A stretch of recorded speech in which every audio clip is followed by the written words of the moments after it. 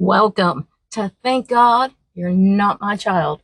Remember, it's a comedy podcast where I talk about whatever I want to. And this week, we're going to talk about mumbling. If you're an adult and you have that kid that mumbles away from you, well, they're not brave enough to say that to your face because they might get a little discipline, if you know what I mean. But what do you do when an adult mumbles something to you as they're walking away? How should we handle that? So today we have stories on mumbling. And one of the best mumblers I've known ever was my sister Linda. Listen, Linda. Only when she was little. Only when she was a kid. Because now she's one badass bitch and she'll tell you whatever she needs to right to your face. But when she was little, she was a little chicken. She was a bark, bark, bark, bark, bark, and mumbled all the time. My little sister did too. Huh, Pamela? Not as quite as much as Linda. But one day she got in trouble.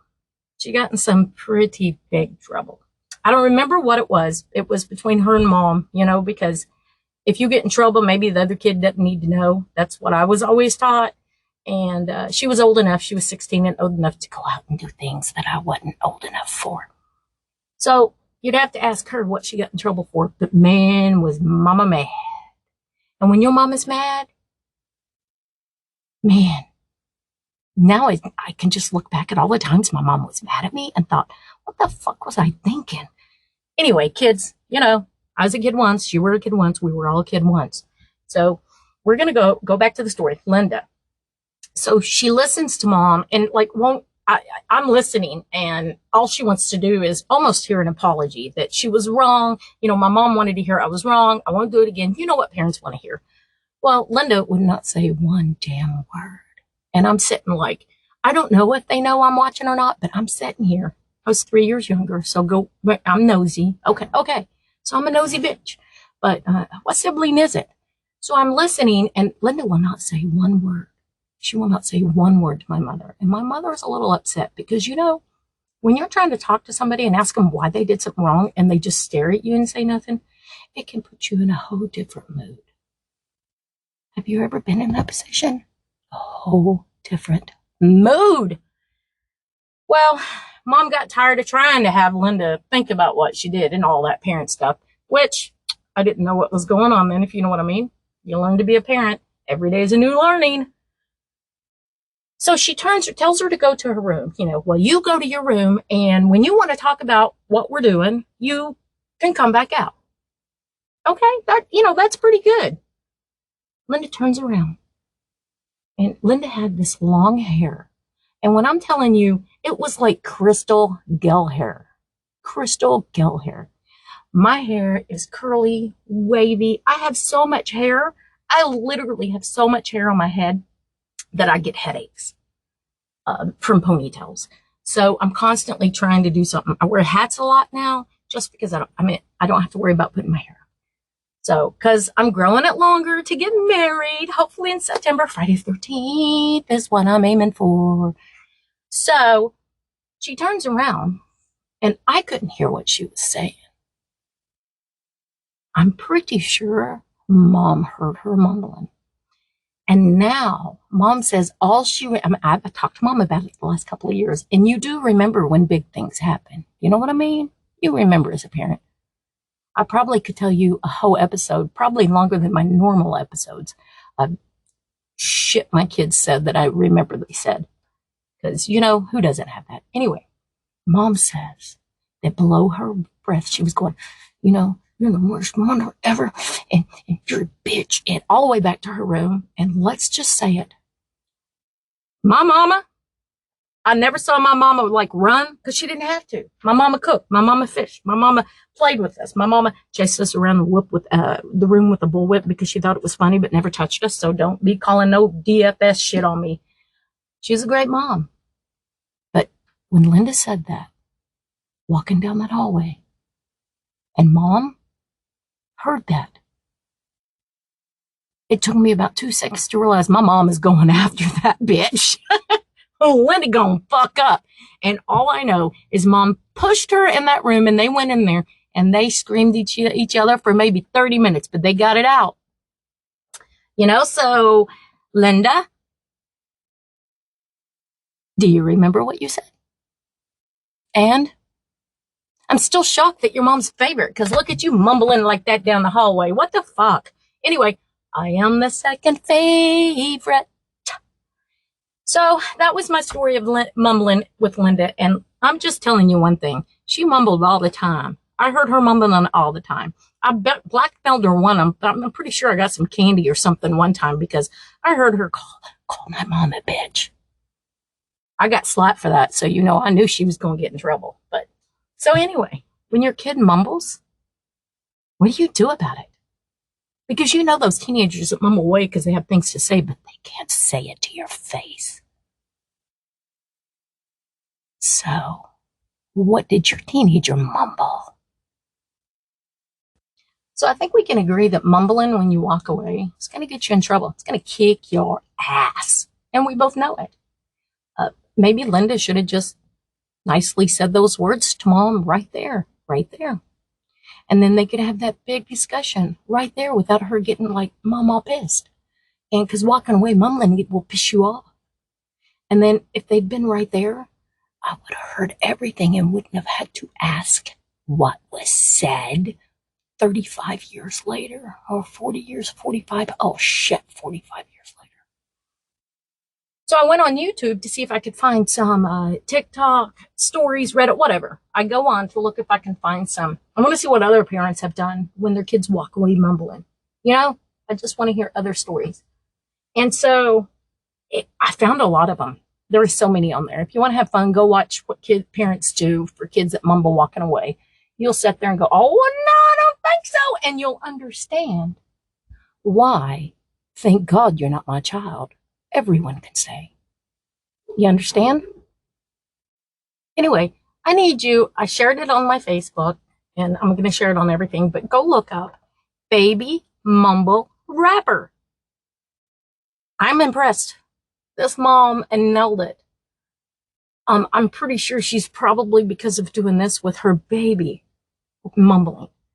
Which babies mumble. That's how they learn to talk. So I'm not judging her for this. She nailed it. She hit it out of the park. Baby Mumble Rapper.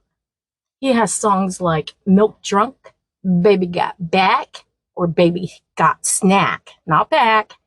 Lord, read better. I don't have my glasses on, people. Gucci Goo Gang. Oh my gosh. This mom's pretty good. You've got to go watch this little kid. And he's mumbling. She said that she was at a play date and the mom said, oh, look, your little baby's mumbling. And she goes, no, Karen, that's mumble rap. And, it's a really cute video. And not to mention this cute little baby boy. That's so cute. So definitely go look out Baby Mumble Rapper, because that's the only good mumbling there is, if you understand what I mean. So yeah, go search out Baby Mumble Rapper and let me know if you think he's cute. All right. So at one time when my kids were growing up, I'm thinking Emily might have been around 11. We had a daycare parent that she was the daycare parent. I had her youngest, and I'm not going to use any names here, but she couldn't take care of her kids, bottom line. And so I had my son and her 2 boys, and my daughter and her 2 daughters. And we had, of course, I had a daycare, so I was licensed for 10 kids. And then at night, I would have 6 kids, as long as they were because I had to send all the big kids so I could do daycare during the summer when I had them the year I had them. I had to send them to Boys and Girls Club because I have 10 other kids to watch. And if I don't keep working to take care of these 6 kids, I'm not going to be able to feed everybody. So I had basically 2 shifts. And so it was rough, but I'd do it for any kids, because just because their parent might be struggling or any kind of struggling, it doesn't matter what it is, doesn't mean that the kids should be the ones that get hurt. And when you can't take care of your kids, I guess if you're brave enough to tell someone you can't, no, definitely. A little break's okay. I don't think I thought it was going to be over a year, but we had some good times. But one of her girls was a mumbler. She was a mumbler. And even though they were living with it, it's still not my child. I didn't lay a hand on any one of them because they were old enough. They were old enough to understand. The youngest one stayed with me. She was 4, and I had no worries with her. She was with me all the time. We got really close. The others went to school with my kids. And so one of the girls we're talking picky, maybe 10 things she'd eat. And I need them to eat. So we definitely did the food she wanted to eat. She wasn't at that age. We're just going to try to get her to try new foods, but I still want her to eat. So how different, because all kids, you don't know what they're going through, remember. But she was a mumbler. She was a mumbler. And after about 2 months, I realized, I don't think she's eating this food. I think she's sneaking it out and throwing it away, which kids do. But I really need to know that she's eating, she needs food. And so I had to start, making sure that I sat beside her and she didn't stick things in her pocket, and that I fixed what she likes. So, and as long as just trying to keep her healthy, that was all. Wow. I realized that she is getting up, going to the bathroom every time we eat. And sure enough, she'll say, "Can I go to the bathroom?" And I realized she thought, she was smarter than I was. She'd take a big old bite as I was saying, "Sure." And hands free, baby. Yeah, you're probably right. So there was definite problems here. So she's doing really good now. I have, probably a few years ago, I had talked to her, and all of the kids are doing really good. So this is great. But we went through a good couple of months of her mumbling away. Mumbled, I don't like you, that kind of mumbling. And it's not my kid. So it was a long, hard praying, everybody please help us, because I'm serious. If my kid was going to keep mumbling, if it was my Emily or Justin, you can ask them. They'd probably got popped in the mouth if they couldn't use words and talk to me about it. But this wasn't my child. So it took us over 2.5 months to get her to understand when she mumbled away from me or her teacher or anyone that they don't understand what you're saying. And do you want them to understand what you're saying? If you don't, then don't say it. If you do, then stop, look them in the eyes and say it clear. And she started doing it. And most of the things were not bad things she was saying under her breath. It was just things she just wasn't strong enough to say.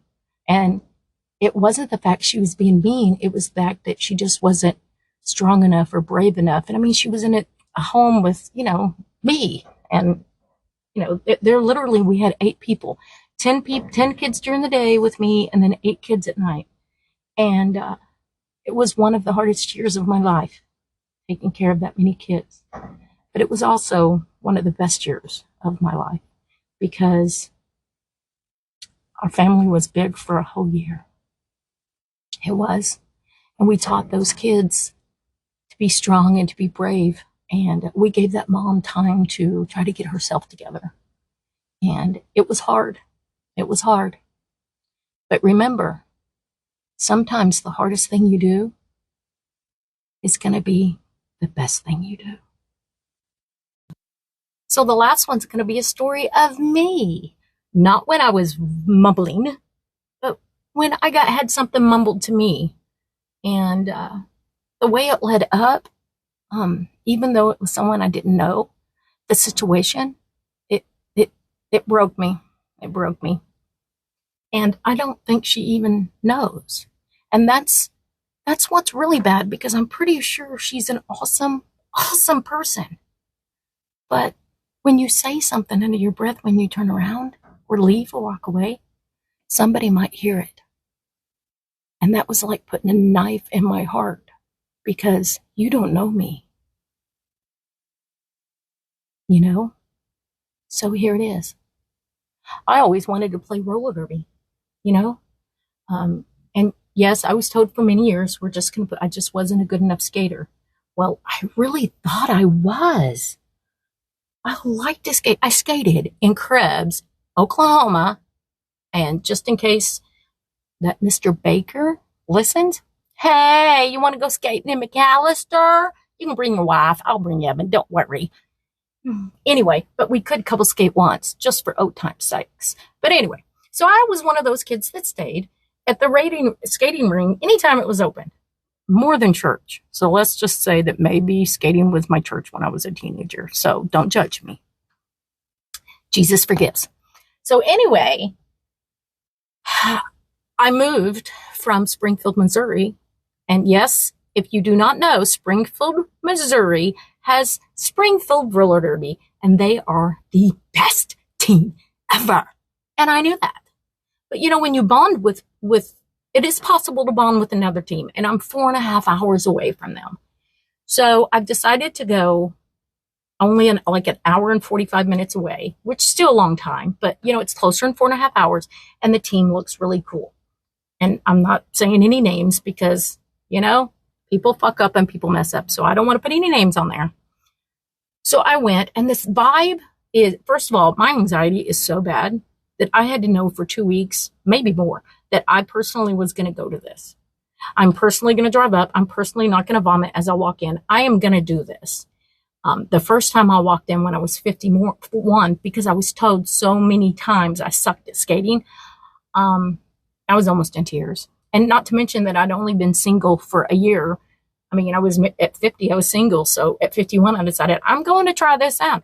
COVID was over. They were trying to get back together. And you know what? I don't care if I go there and I completely fail. I'm doing it. When I walked in that first day, you would not have known. If you didn't know me, you wouldn't know that my head was just like screaming. I was so nervous. But I got there, and that group of people was so amazing. And I did. I was even on one roster before I broke my ankle last year. I was. I mean, it was the B team, but I'm at best B team. But I'm a wonderful A team cheerleader, you know? So I go into this roller derby, and this vibe's there. And if you don't know roller derby vibe, you need to go to roller derby games. They are some of the most accepting people. They just love you big. You love big, they love big. Same team. I mean, I watched them play. They seem good. They know what they're doing. The people running it know what they're doing. Everybody pretty much knows what they're doing. They get up to tell what roller derby's done for them. And this little sissy baby started crying because I was missing my friends. They started talking about it and explaining about Derby wife.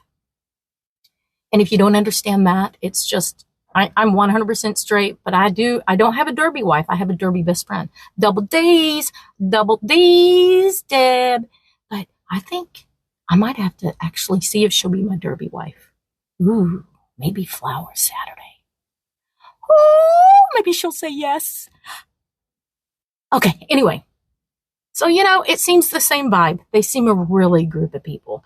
Well, I have till June 9th to figure out if I want to put the time in, because we're talking quite a bit of practice. I mean, my foot's broken. Am I too fucking old? Am I, you know, going down the checklist? Do I want to leave Evan and be gone that long? I mean, you know, stuff like that. So it was 2 hours of watching, listening, and all. It went really great. So I went out, and people were so nice, waving and all.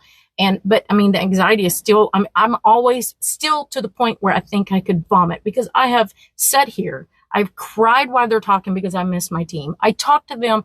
I did everything. And I'm like, you know what? I can do this. It's okay to have two teams. It's okay to have two teams because they're good people. You know what I mean? So that was where I was. So I'm waiting for Evan to come get me because they have closed practices. You can't take spouses or anything. And so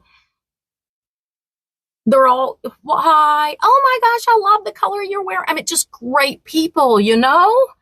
And so I'm kind of excited. I'm like, you know what? This is okay. Maybe I could be on two different teams, help ref, help this, you know what I mean? I won't get to Springfield as much, but you know, well, I'm sitting there. And no, I'm standing. Don't let me lie. Don't want to lie about anything. I'm standing there.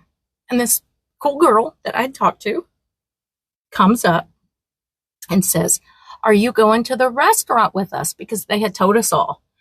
Well, I have this issue with anxiety, so I didn't know I was going. So there's really not a good way I'm going to walk into that because I've already forced the wall now and I've actually walked in. So now I have a month to decide if I want to come back. And, and I'm feeling really good, feeling really good. But we have 2 hours to get home. We'd been gone for a couple of days, so we need to get home. We live up here. We need to get home and take care of stuff before. And the girl, after I told her, well, we have 2 hours to go, that maybe next time I'll stay, and because I'm really thinking I'm going to come back, she turns around and a step away she goes, 30 minutes doesn't make a difference. What the fuck? It was like a knife going in my heart because I don't think anybody on the team, Springfield, I don't think anybody would ever tell me that. And I lived sometimes for practice. I went an hour and 45 minutes and they knew it. I missed a lot of group pictures at the end of the night because I had to get back because I get up at 5:30 to work. I missed a lot of group stuff because I just couldn't stay out that late, but that was just me. They knew it. They knew. I mean, I was comfortable with them, but I'm not comfortable with you guys. I just met you guys. Not only do I have anxiety and you don't know that man I'm marrying, he wears hearing aids because he can't hear. He's deaf. And I don't take him into places if we're not prepared because he might sit there and might not hear a damn thing but sit there and smile beside me. So if my anxiety is going off, his job is way too big to be sitting there taking care of me. So you know what? You don't know me. And you just stopped me that I will never walk back in that place because of your mumbling words. So, anyway, that's an emotional one. So the keynote is, if you're going to say something to somebody's face, say it. Don't mumble when you walk away. So I've already told you everything that I know. And until next time, thank God you're not my child.